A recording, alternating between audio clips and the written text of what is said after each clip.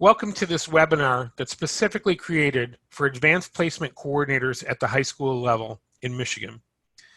This webinar will go through the coordinator processes necessary to set up the new electronic online system to provide resources to teachers and students at your school.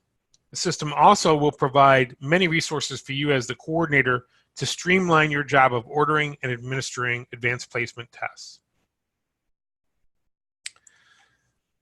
First, we'd like to provide you with some hotline numbers that provide information, if you need more information than this webinar will provide, for educators. The AP Services for Educators toll-free number is 877-274-6474. The email address is apexams@info.collegeboard.org. Currently, call center hours are Monday to Friday, 8 a.m. to 8 p.m. Eastern Time. And as we move into the AP exam season from April 20th to May 29th, they'll expand those call center hours by 2 hours from 7 a.m. to 9 p.m. Eastern Time. So what are the processes that advanced placement coordinators need to undergo in order to start the advanced placement system at their school? We've been piloting these processes for 2 years across the United States, and now we're using them for all schools in the United States. We've already had a number of Michigan schools successfully set up their AP system. So there's basically 4 steps that you, as an AP coordinator, will take. You'll access the system, create sections for each AP course that your school offers, enroll students, and then later on this fall, place an order for exams. How to access the system. We'll cover signing in, the setup, and completing the AP participation form, which is now online. So to get started, you'll need an access code that was emailed to you in August. The access code was also emailed to your high school principal. In order to set up the system, you'll need a College Board account with a username and password. And your College Board account should be affiliated as a professional with the school that you are employed at.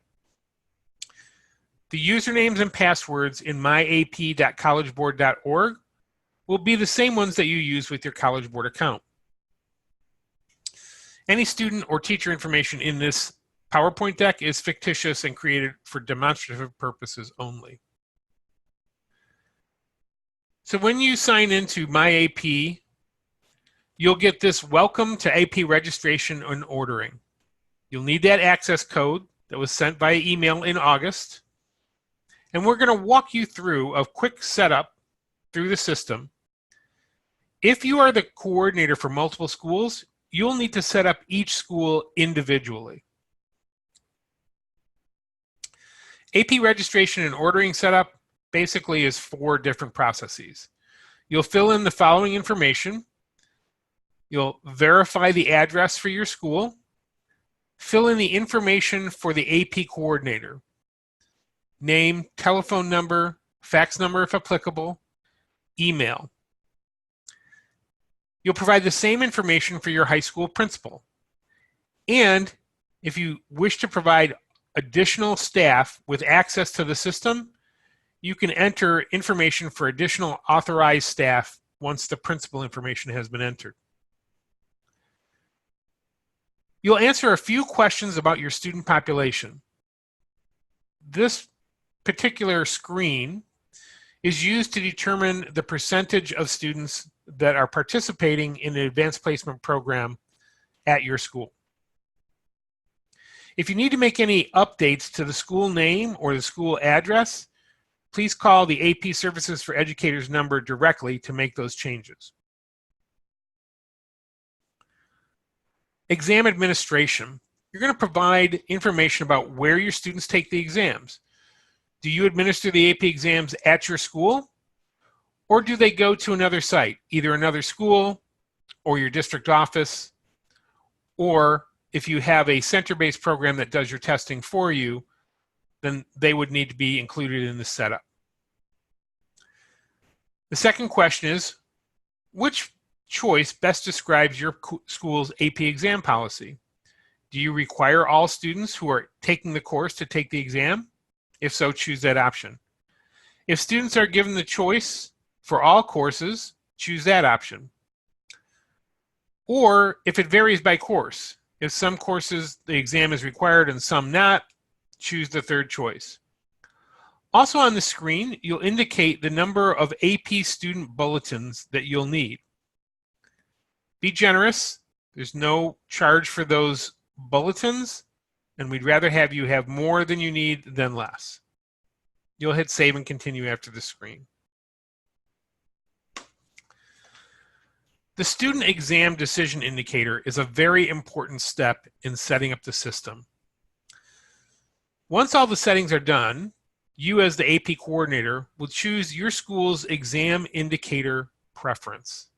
If you choose the default setting, then all students are initially marked yes for taking the exams, and only the AP coordinator may change that exam choice. If you choose the advanced setting, then all students are marked as undecided for taking exams. You'll establish a date for students to make their choices. In other words, you'll be putting the choice for taking the exam directly into the student's hands. After that designated date, only the coordinator can change the exam decision indicator. Regardless of which choice that you make, after you make it, you'll have 7 days to change that setting after you've completed the setup. And the setting can only be changed once.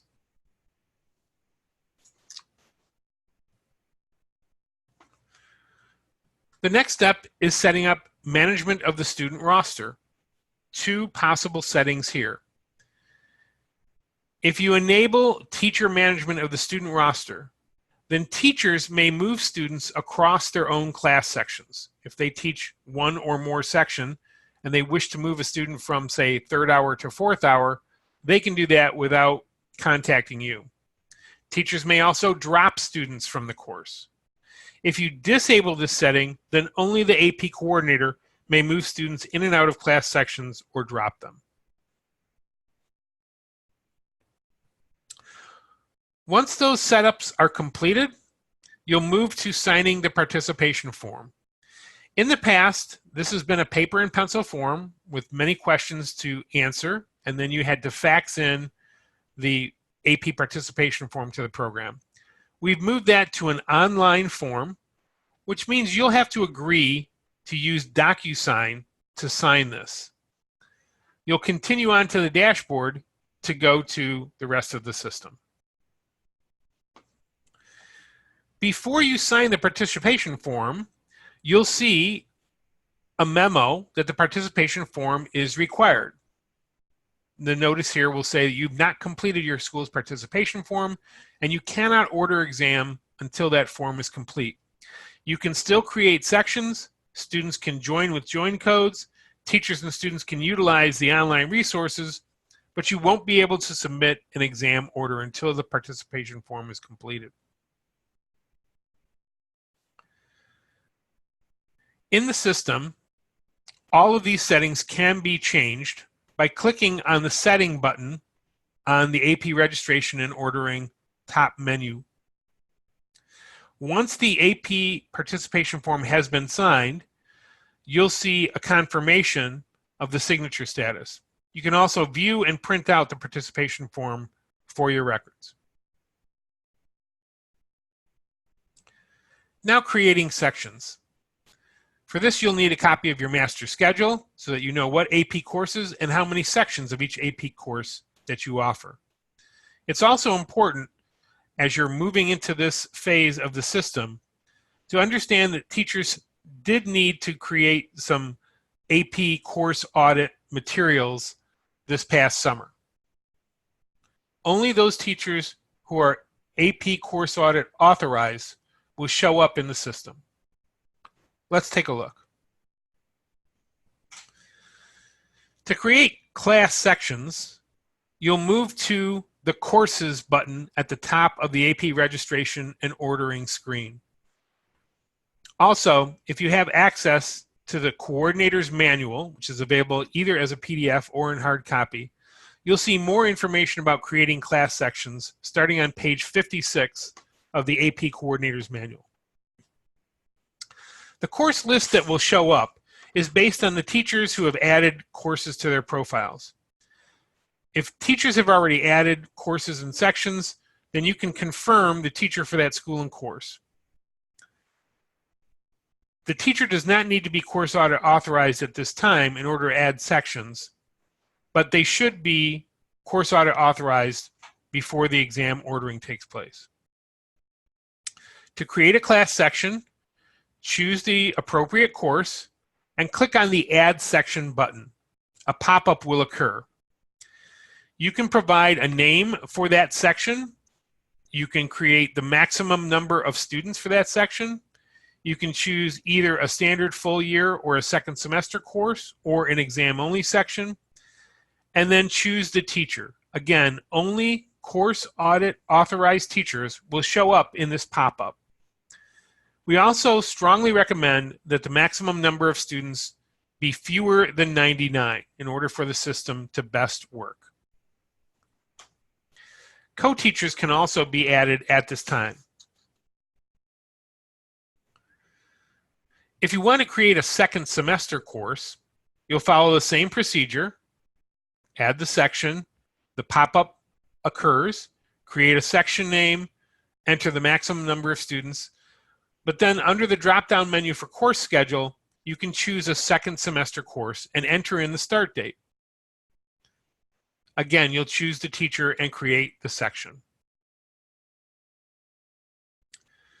To add a co-teacher, you simply choose that Add Co-Teacher button and identify the AP Course Audit Authorized teacher who's also working with the initial teacher.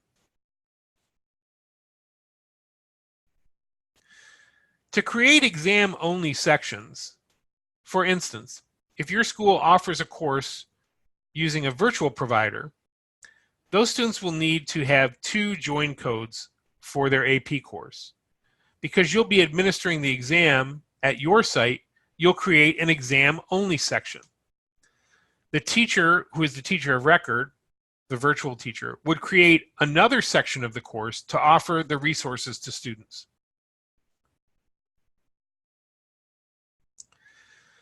Once you've completed the section setup, your screen will change and possibly look like this one. If you look at the first identified bullet, you'll see that you can expand the view and you'll see a second semester course identified with a small 2 in a circle. So in this example, AP Comparative Government and Politics is offered both full year and second semester. You'll also see those sections that are identified as exam only per course. You'll be able to see the number of students who have joined the course compared to the maximum number of students in the course. So at bullet 3, where you're seeing a 0 out of 25, the maximum number of students set for that section has been 25, and none of the students have entered their join code yet. As they continue to enter their join codes, you should see an increase in the numerator of that fraction. And then finally, you can get a full roster of class sections and students by clicking the download button.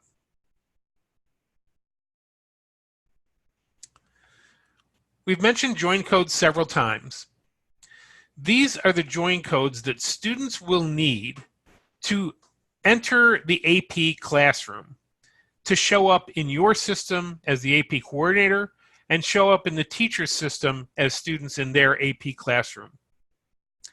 Students will need a different join code for each AP class they are taking. In order to see the join code for each section, you can click on the Action button in the far right column and then choose the See Join Code. It will show you the join code that is specific to that course and that section. Remember that students who are taking virtual coursework or who are testing off-site will probably need 2 join codes.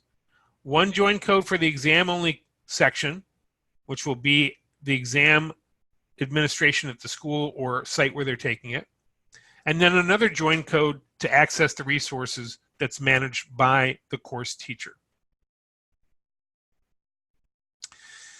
In the action button, coordinators can edit the section name, edit the teacher, and edit the maximum number of students. You can also delete the section or see the join code or transfer code if needed. Now on to enrolling students. Once students have entered their join codes and are in the system, if you click on the Student button at the top navigation menu of AP Registration and Ordering, you'll begin to see a list of all the students and all the courses for which they have joined. On the first button, you'll see the student's exam intent. Remember, if you chose the default exam button, all students will begin with yes. As they make their decisions known to you as the AP coordinator under the default setting, you would be the person to change the exam order to a no if the student decides not to take the exam. Button number 2 identifies which exam date they are taking. Are they taking the standard exam and it will provide the date and the time? Or if they're taking a late testing or alternate testing. You can also, on this screen, on the student roster screen, you can adjust every student's fee status, either standard fee or reduced fee. Remember that in Michigan, students who qualify for a fee reduction pay $5 for an AP exam. You can also have an action button here, and again, you can download the entire student roster by clicking the button at the top of this form. If you click on a single student view, you'll be able to see the student's grade and their AP ID number, contact information including the student's email. You'll see the courses that they have joined, and then the cost breakdown of the exams. The coordinator can also make adjustments here to the student's fee status, to their exam registration, any changes in exam dates, or if you need to order special exam materials for students who have approved accommodations in the College Board's Services for Students with Disabilities online system. In order to order special exam materials, you'll be able to do that right from the student screen. The pop-up menu will provide accommodated forms that you can order for that student. The accommodations do not need to be fully approved at the time of ordering, but they do need to be approved in time for the exam. And the SSD deadline for AP exams is January 17th. There is no additional cost to order accommodated materials for students.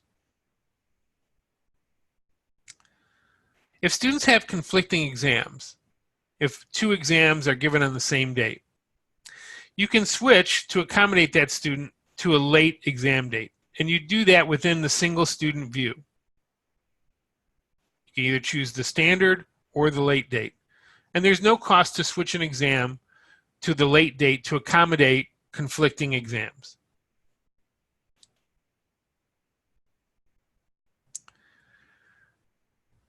The ordering deadline is very important this year, November 15th. Students need to make a commitment to the exam before November 15th.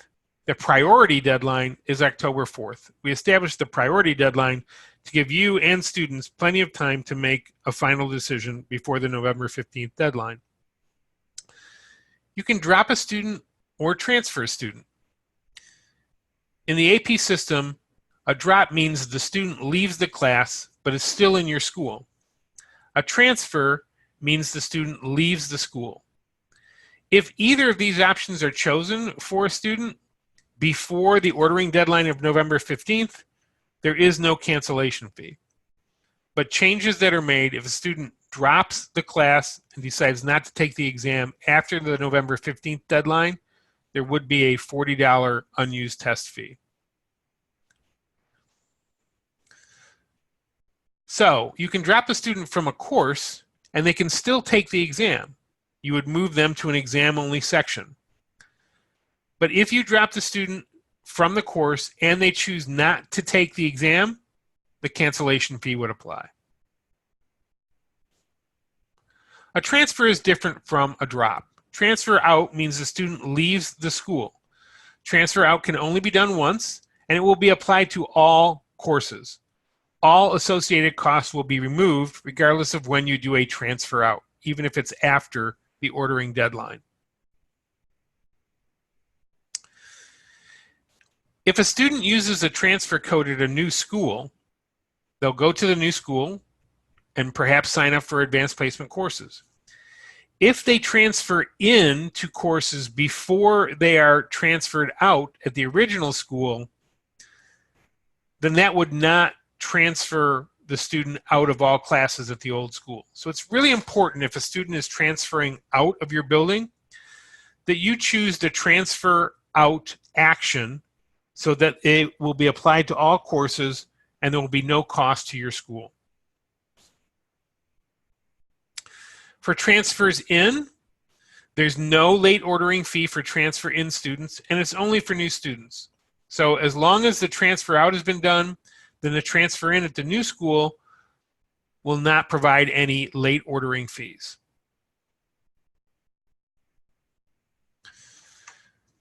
Now on to the fall, ordering exams.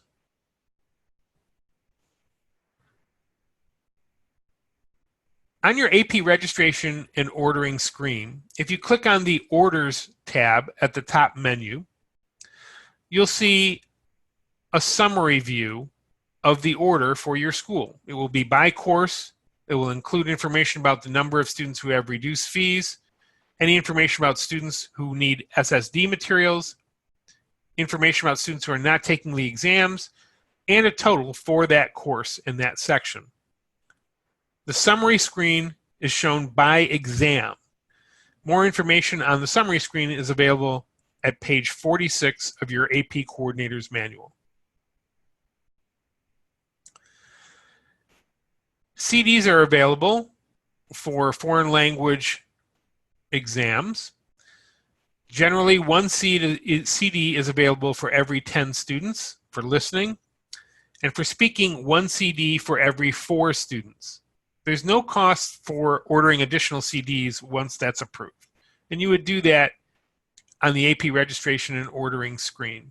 This is the summary screen again. To submit an order, you'll click the Submit button when you're ready to place. Anytime you make a change to your order, you should click the Submit button again. There's no cost to click the Submit button, and you can choose to hit that Submit button as many times as you wish before November 15th.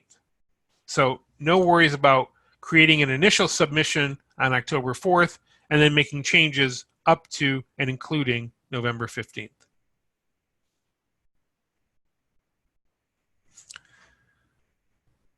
Again, we want to provide you with the AP Services for Educators hotline number. It is 877-274-6474. And the customer service agents there are specifically trained to answer your questions about the new advanced placement system, whether it's questions about the online system or questions about ordering and administering the test. The email is apexams@info.collegeboard.org. And again, call center hours currently are Monday to Friday, 8 a.m. to 8 p.m. Eastern Time. And when we move into the AP exam season of April 20th through May 29th, they'll expand the customer service availability to 7 a.m. to 9 p.m. Eastern Time. Many thanks to you for paying attention to these changes, and thanks to our partners at the Michigan Association of Secondary School Principals for providing this webinar format. Please call the AP Services for Educators hotline if you have any additional questions.